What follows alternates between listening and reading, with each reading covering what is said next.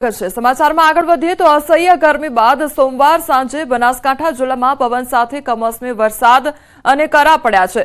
ભાભરમાં વીજળી પડતા 2 ભેંસોના મોત નીપજ્યા છે તો દિયોદર, ભાભર, સુઈગામ, લાખાણી સહિતના વિસ્તારમાં વરસાદ જોવા મળ્યો હતો। વરસાદના કારણે વાતાવરણમાં ઠંડક પ્રસરી લોકોએ રાહત અનુભવી હતી। હવામાન નિષ્ણાંત અંબાલાલ પટેલે વરસાદની આગાહી કરી હતી, જે બનાસકાંઠામાં સાચી ઠરી હોય તેવું લાગી રહ્યું છે। ભર ઉનાળામાં ભાભરવાસીઓએ ચોમાસા જેવો માહોલ અનુભવ્યો છે। અચાનક આવેલા કમોસમી વરસાદના કારણે ધરતીપુત્રોમાં ચિંતાનું મોજું ફરી વળ્યું છે। ખેડૂતોને બાજરી સહિતના તેમજ તેમના પાકોને નુકસાન થવાની ભીતિ સેવાઈ રહી છે તો લાખણી બજારમાં પાણી વહેતા થતા વાહન ચાલકો મુશ્કેલીમાં મુકાઈ ગયા છે।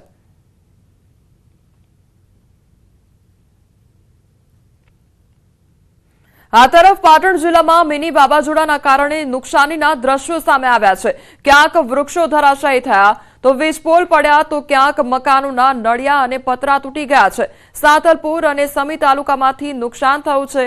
સમીના ઉપલિયાસર ગામમાં વીજપોલ તેમજ વૃક્ષો ધરાશાયી થઈ ગયા તો ઘરોના છાપરાના નળિયા પણ ઉડ્યા તો ક્યાંક પતરા પણ તૂટ્યા હોવાની ઘટના બની છે।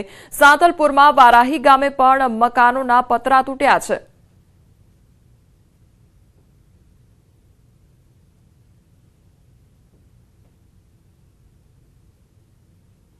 આ તરફ સુરેન્દ્રનગરના લીંબડી તાલુકામાં ભારે પવન સાથે વરસાદ ખાબક્યો। કમોસમી વરસાદને કારણે વૃક્ષો થયા ધરાશાયી તો લીંબડી રાણપુર હાઈવે પર ભગુપુર ગામના પાટિયા પાસે 2 થી 3 વૃક્ષ ધરાશાયી થઈ રસ્તા પર પડતા ટ્રાફિક જામ સર્જાયો।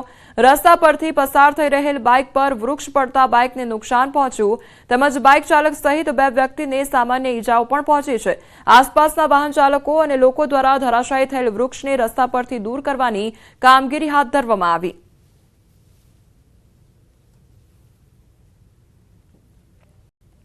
સુરતમાં કમોસમી વરસાદે લગ્નની મજા બગાડી અને વરસાદ પડતા મંડપને ભારે નુકસાન પહોંચ્યું છે તો જાનૈયાઓ વરસાદથી બચવા ભાગતા નજરે પડ્યા તો ઓલપાડના કંઠરાજ ખાતે લગ્નમાં વરસાદ પડતા મંડપને સહિત ઇલેક્ટ્રિક સાધનોને ભારે નુકસાન પહોંચ્યું છે। ચાલુ લગ્નએ વરસાદ પડતા જાનૈયાઓ વરસાદથી બચવા જ્યાં જગ્યા મળી ત્યાં ભાગ્યા તો લોકોના કપડાં પણ વરસાદે બગાડ્યા હતા।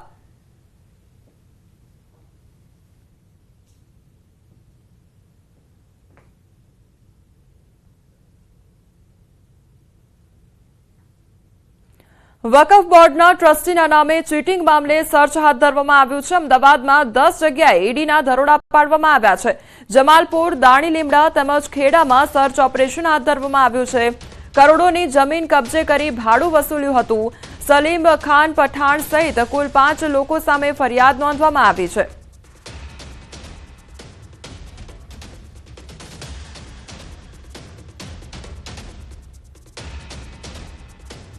તો વકફ બોર્ડના મામલે ચીટિંગ મામલે અત્યારે સર્ચ ઓપરેશન હાથ ધરવામાં આવ્યું છે। વકફ બોર્ડના ટ્રસ્ટીના નામે ચીટિંગનો આ મામલો સામે આવ્યો છે। રાજ્યસભાના સાંસદ પરિમલ નથવાણીએ સોશિયલ મીડિયા પર પોસ્ટ કરીને ખરાબ અને સાંકડા રસ્તા અંગે તંત્રનું ધ્યાન દોર્યું છે। તેઓએ લખ્યું છે કે મેંદરડાથી ગીરને જોડતો રસ્તો અત્યંત સાંકડો છે અને તેના પર તાત્કાલિક ધ્યાન આપવાની જરૂર છે। આ પટ પર લગભગ દરરોજ અકસ્માતો થાય છે અને સ્થાનિક રહેવાસીઓના મતે દર મહિને 2 થી 3 લોકોના મોત પણ નીપજ્યા છે। આશા છે કે સ્થાનિક સત્તાવાળાઓ આ ગંભીર સમસ્યાનો ઉકેલ લાવવા માટે ઝડપી પગલાં લેશે।